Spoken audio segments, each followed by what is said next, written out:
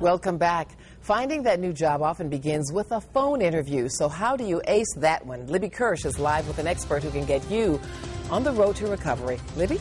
Marcia, that's right. Those phone interviews can seem tricky. So today we're joined by David Snipes, the business administrator for the Montgomery County Department of Job and Family Services. David, thank you.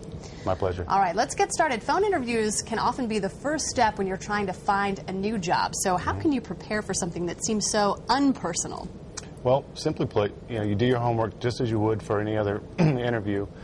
Research the company, study the job description, and practice the interview questions you might be asked. All right, those are good advice. So what about the actual preparation you're going to want to make for the phone call? What kind of advice do you have on how to make that interview and the whole process go smoothly?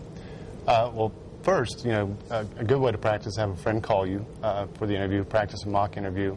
But some things you would consider using a landline rather than a cell phone to avoid dropped calls. Okay. Make sure that that you have call waiting turned off so that calls aren't interrupted during that. All right, and then I'm sure there's some basic advice, things like, I'm always chewing gum. You probably don't want to be doing that during a phone interview. No. Well, you want to make sure that you keep your notes or an outline in front of you to remind yourself of key points you want to cover.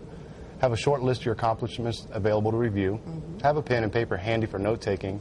And again, don't smoke, chew gum, eat, or drink. Take your time. It's perfectly acceptable to take a moment or two to collect your thoughts. And often, don't feel like you have to fill in the silences. If you've completed a response, but the interviewer hasn't asked the next question, don't start talking just to fill in the airtime. And finally, just send a thank you note to reiterate your interest in the job.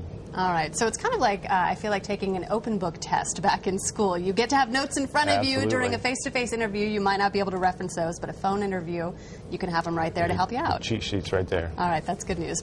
David, thank you so much for your tips tonight. If you need any more information, you can always call the Job Center at 225-JOBS. That's 225-5627. And remember, Only 2 News has an interactive web section designed to help you find a new job. Just click on the Road to Recovery button about halfway down the front page to find helpful video stories and links.